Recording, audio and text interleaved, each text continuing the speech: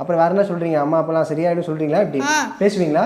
பேசுவேன். காலைல ப்ரெஷர் பார்க்கும்போது அதிகமாக இருந்துச்சுன்னு சொன்னாங்க. அதனால டென்ஷன் ஆகாதீங்கம்மா, கோவப்படாமல் இருக்கணும், அழுவாமல் இருக்கணும்னு சொன்னேன். அது மாதிரி நடந்துக்கிட்டு இப்போ மத்தியானம் வந்து பார்க்கும்போது ப்ரெஷர் குறைஞ்சிருந்துச்சு.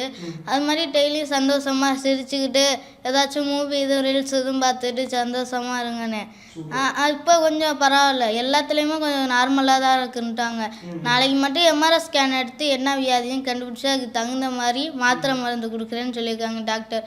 காலைல கூட சீஃப் டாக்டர் வந்து பார்த்துட்டு ஒன்றும் பயம் இல்லைம்மான்னு சொல்லிட்டு போனாங்க. இப்போ கொஞ்சம் பரவாயில்ல.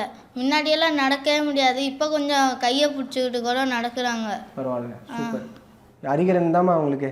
அறிகரன் இருக்க வரைக்கும் உங்களுக்கு பயமே இல்லை? என் பிள்ளைக்கு அந்த நான் உயிர் வாழணுங்கிறேன், பாடணும். என் பிள்ளை ஒரு என் குடும்பத்தை காப்பா, வேறு ஒன்றும் இல்லை. எல்லா மக்களும் நல்லா இருக்கணும். எந்த மக்களுக்கும் எனக்கு வந்த வியாதி மாதிரி நான் படுற கஷ்டம் மாதிரி யாருக்கும் வரக்கூடாது. எல்லாரும் நல்லா இருக்கணும்னு இந்த 2025 கடவுளை மனதார வேண்டிக்கிறேன்.